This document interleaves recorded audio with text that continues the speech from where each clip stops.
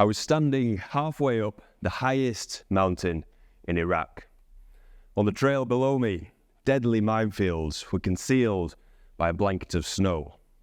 On the slopes above me, avalanches threatened to rip down the mountainside. In the air around me, a howling blizzard obscured the landscape with an infinite, impenetrable white. One wrong move in any direction could be fatal. What should I do? What would you do? How did it come to this? 4 years earlier, in 2015, I was miserable. I was failing in a job I hated, living a life which brought me little joy. A previous life of adventure, driven by a childhood dream, had shown me what else was out there. Now that dream was slipping away, swallowed up by the corporate existence I thought I'd never be a part of. And so, with no job prospects, an ongoing house renovation and an upcoming wedding, I decided to quit my job and take the logical step of becoming an adventurer. Being an adventurer, by the way, is often just a fancy way of saying you're unemployed. The timing was terrible, but was it possible, I wondered, to still grasp this fading dream? Some see dreams as fluffy and fuzzy objects which perhaps have no place here on the TED stage. This stage, though, is a realm of great human ideas, and there are few qualities as uniquely human as daring to dream. It is the human dream to explore which has allowed us to populate the globe from the deserts to the Arctic tundra, to explore space and the deep ocean, and even to build artificial intelligence, which itself will become a powerful extension of human curiosity. It is the human dream to innovate, which has brought us electricity and engines and skyscrapers and laborious debates over what to watch on Netflix. Consider for a moment the dreams you've held throughout your lives, those aspirations that made your heart race. They might be big or small, simple or grand, but they all share one common trait. They are the fuel for our journey. Dreams propel us forward. Dreams give us purpose. Dreams, I believe, are the driving force of humanity. They are those powerful, exciting, frightening things which exist within us all. And the thing that gets in the way of our precious dreams, the thing that makes us hesitate or doubt or even to forget our dreams altogether, is that daunting obstacle we call risk. Risk, the deadly destroyer of dreams. Risk is defined simply as the possibility of something bad happening. Now, that doesn't sound great, does it? Something bad. We humans don't want that, do we? We want to survive. We want to live. We definitely do not like bad things happening. Put ourselves out there in the world, risk injuring our bodies, failing, embarrassing ourselves. No, thank you. But what about our dreams? Now we have a problem. Dreams, great. Risk, bad. What can we do to break through this conundrum? After leaving behind the job I hated, I developed a career as an expedition leader, guiding teams through some of the wildest and most remote places on Earth. I've taken people to places like Iraq, Syria, Yemen, Somalia, and Congo.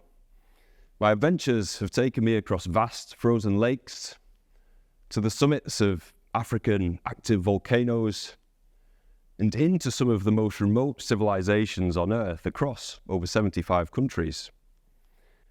It is, for the most part, an incredible line of work, although it must be said that I've experienced my fair share of unusual situations. I've been detained in Uzbekistan, caught in a major earthquake, and held at gunpoint. I've faced spies and interrogators. I've encountered militia groups and avalanches. And I've even auditioned for the lead role in an Iraqi chickpea commercial. True story. Didn't get the part. When planning and leading expeditions, the notion of risk is never far from my mind. And of course, I need to have robust plans in place for every eventuality. I spend months planning logistics, thinking about safety, finding local contacts, building my physical fitness, and bluntly thinking about the biggest dangers we might face and what I can do to mitigate them. Likewise, when we're striving towards big goals, we do indeed tend to focus on the possible pitfalls, dangers, and uncertainties that we might encounter. Maybe you have a goal right now which you find intimidating. So often, these big goals in our life, we worry that, and we stress that they can cause us to damage our relationships, our reputation, our bank account, our health. It really can be stressful. But over the years, I've learned something critically important about risk, which is so often forgotten. A loophole in the very definition of risk, which could just change our view on stepping out into the bleak unknown. Today, I invite you to consider my alternative perspective. Could it be possible that as we're here today in this room, relaxed, quiet, hopefully engaged, that right in this moment, we could be taking the biggest risk of our lives? Okay, perhaps I need to explain. You see, if we examine the definition of risk, nowhere does it tell us that change is required to initiate the possibility of something bad happening. Inaction, doing nothing at all, carries a very real risk of its own.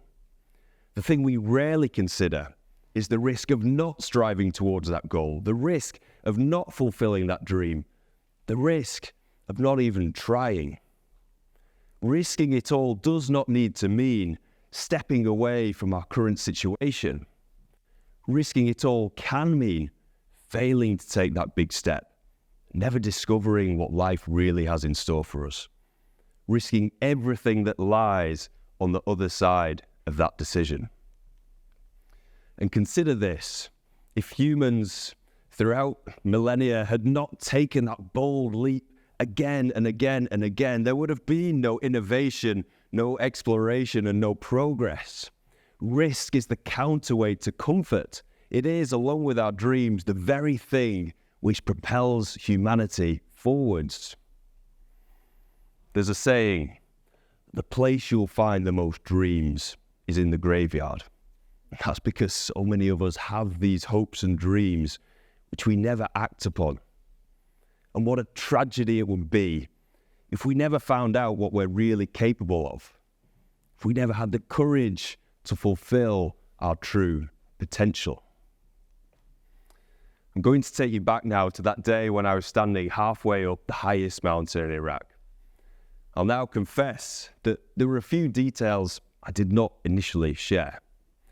On the trail below me, I knew where the minefields were and had navigated around them. On the slopes above me, I understood which avalanche-prone parts of the mountain to avoid.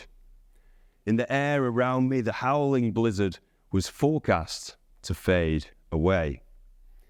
And then, an hour or so later, we stepped from the heart of chaos and into a pristine mountain paradise. The pure white mountainscape of my dreams, on a journey which could only have existed after I was willing to consider what was possible. I'm not asking you to go and climb the highest mountain in Iraq or to travel into war zones. For most, those are the things of nightmares, not dreams. But I do urge you to ask yourselves this question. Are the biggest risk takers, the base jumpers diving from cliff tops, the musicians creating maverick songs, the scientists pioneering new medicines? Or could it be possible that the most daredevil risk takers in life are the ones who let their dreams slip away? Thank you.